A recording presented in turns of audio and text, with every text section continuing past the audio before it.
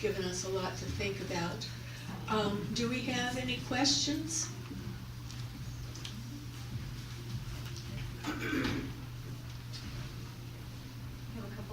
We have a couple of questions here. Are there more?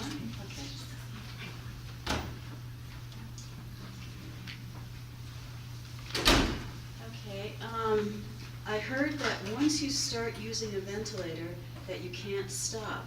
But what is true and why? So anyway, somebody has a question.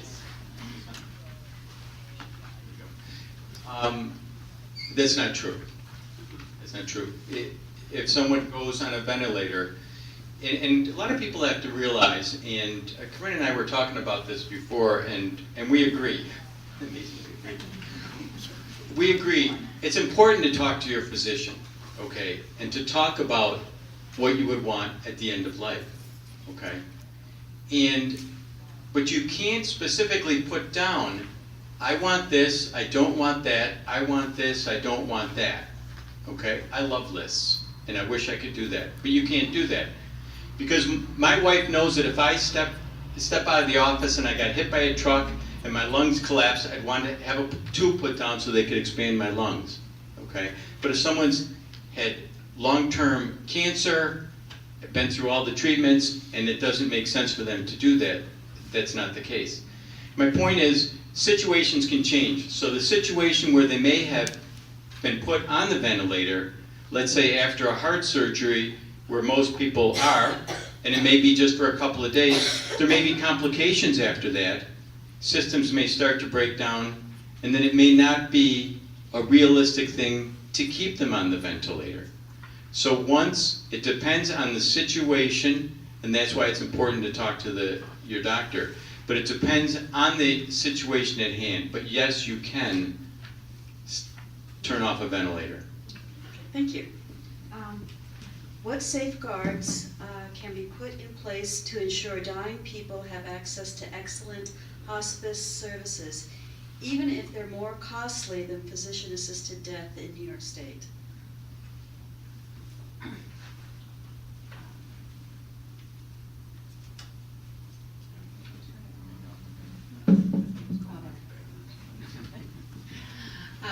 Access to quality care, affordable care, is a fight that we're having right now in our country. And that's true with or without the medical, with or without the debate. With or without the debate about medical aid and dying. So we have to do what we've been doing for the past decade, 2 decades, and that is to fight for improvements in care. We have to be advocates for ourselves and for our societies. Now the bill that's currently under consideration in the legislature would require physicians to let their patients know about the existence of alternatives, including hospice and palliative care. And that's one of the biggest barriers, actually, in New York State. We have a very low uptake of hospice and palliative care, and that's in part because of the stigma around death and dying. People think of hospice as a place that hastens your death, and it actually doesn't. So a lot of people are resistant to seeking hospice services.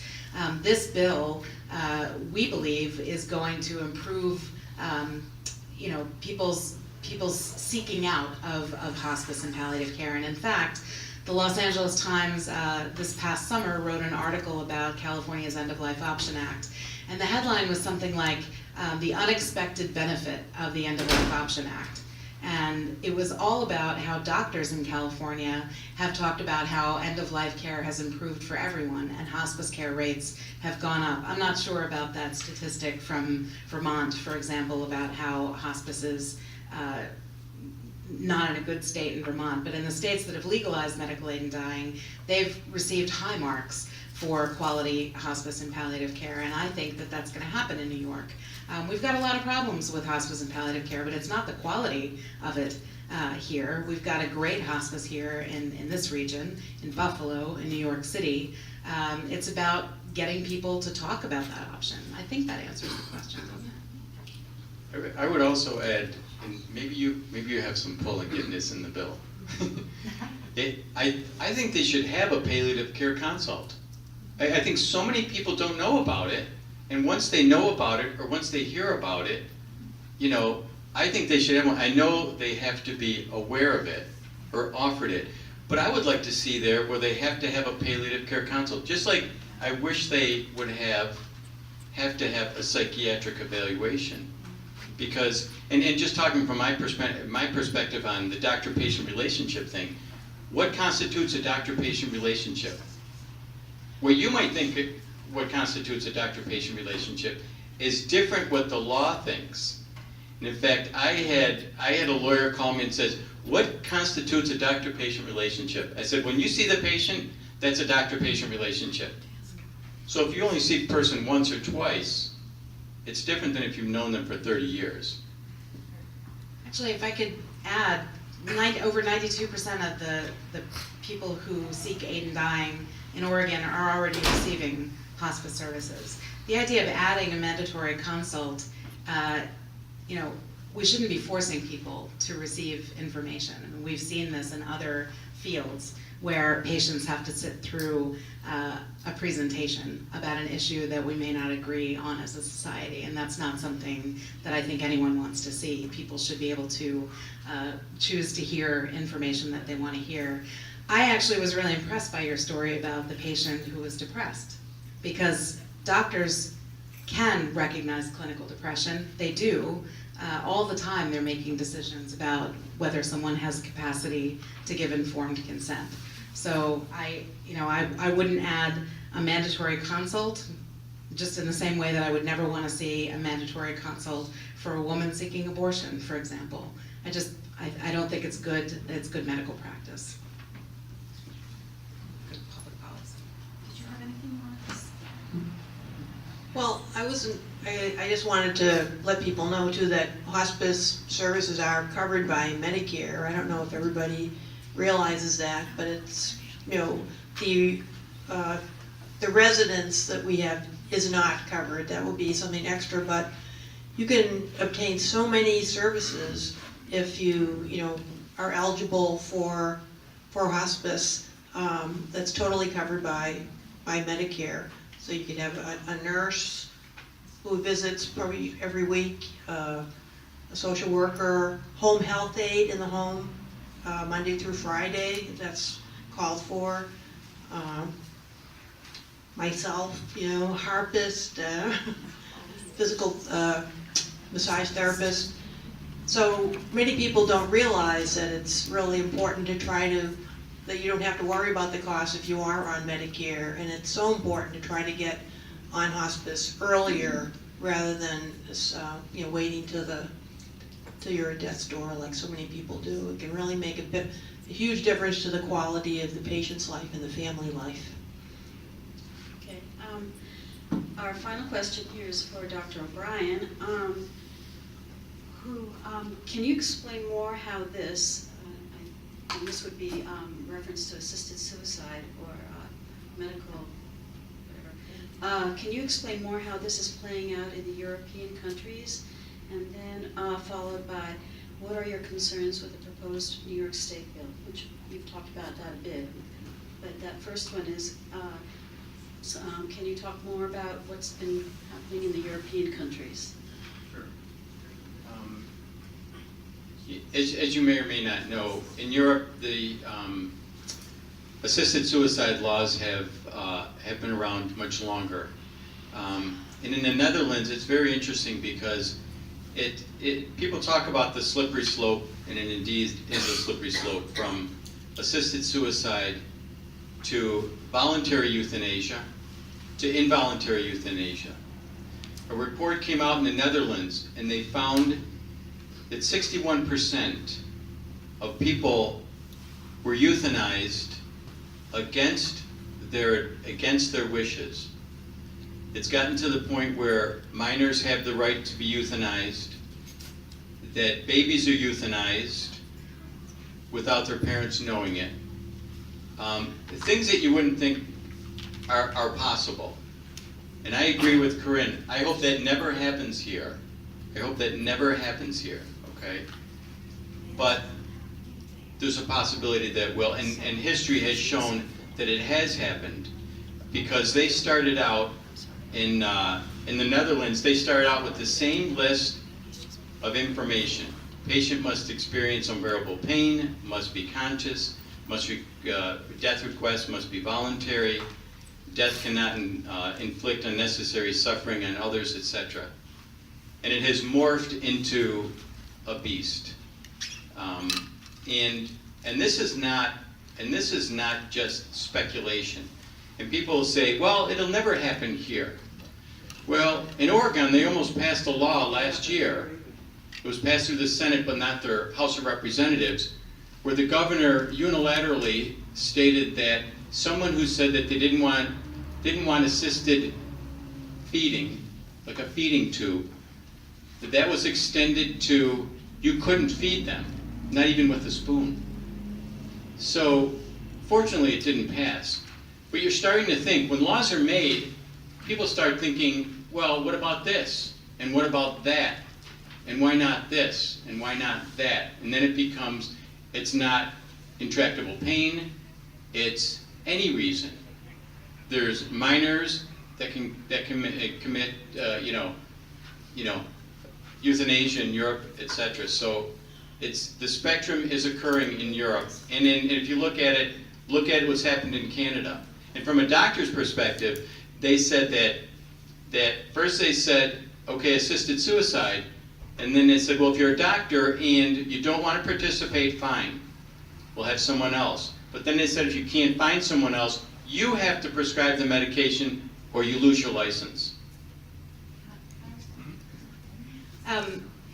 This is a really weighty topic, and it would probably take many hours to answer all of the questions that people have. I think instead of trying to respond to what we just heard, what I would say to you is, if you are shocked by any of the things that you just heard, please do a little bit of research. Please get in touch with me afterwards. I'm always available. Or the doctor. There's no way to respond to all of what you just heard. But I want to encourage you to seek out the answers.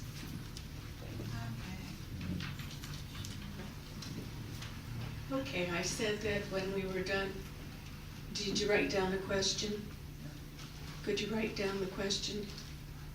Well, you were going to ask the question,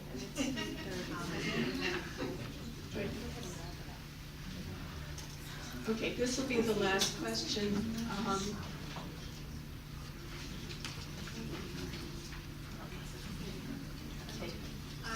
This is a question for Dr. Bem.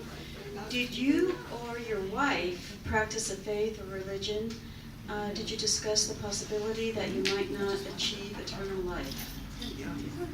Achieve a what? Eternal life. No, neither of us was religious. Okay. No, neither of us was religious. We were Jewish by birth, and in the Jewish community, the Orthodox share very much the Catholic point of view. It's often argued from a different premise, and that is that all of us, quote, liberals, are assuming that our lives belong to us to make decisions about. If you start with the premise that it is God who owns your life, essentially, then it's not up to you to make life and death decisions. But no, we didn't have those kinds of things. What we did do was question why we placed the medical community responsible for all of this. That's not their function, and we're forcing them into functions they may not want. And so I just wonder if there's an alternative. We didn't consult the physician, and we told the physician what Sandy was planning to do, but the notion that the physician should be put into that position struck me as putting them into a position that they didn't deserve to be forced into. Now that requires a much more drastic change, but I feel sorry for physicians for being forced to make a decision here. And all of them, at the moment under the state laws, are not required to do this. In the Netherlands, which is the only place in the world where physicians are allowed to take a person who has dementia, who prior to having dementia signed an agreement that they wanted to be taken out of it. But if you actually interview physicians in the Netherlands, virtually none of them will do that. But no, to answer the original question, matters of religion didn't enter into it. The one thing as a social psychologist that I think will happen is I'm impressed by the number of people who feel that the reason for suicide is to not be a burden. And I'm impressed by, I don't remember the Oregon one, but 52% in Washington. And that's going to increase. That is, using that as a reason. Because it normalizes taking that route, namely suicide, because you won't be a burden. Mhm. That raises questions about who should do it, and society should handle that. I just don't think it's fair to physicians to place them in that position. Thank you. Okay, I had told you that at the end of the program before you left, I would ask you a question. As I said before, New York State League of Women Voters, not New York State itself, but New York State League of Women Voters, is contemplating developing a position on physician-assisted death. And I want to read to you what the position that they're proposing, and then I'll ask you if you would want to agree with it or not. Their position would be, the League of Women Voters of New York believes state laws should grant the option for a terminally ill person to request medical assistance from a relevant licensed physician to end one's life. And the League of Women Voters of New York believes that such legislation should include safeguards against abuse for the dying and/or the medical personnel. And my question is, do you support this or do you oppose it? Could I see a raise of hands, those of you who support that position? And those who support. Oh, I just said support, I'm sorry. Those who oppose. Okay, thank you very much for coming. The League of Women Voters thanks our speakers. You've really given us a lot to think about.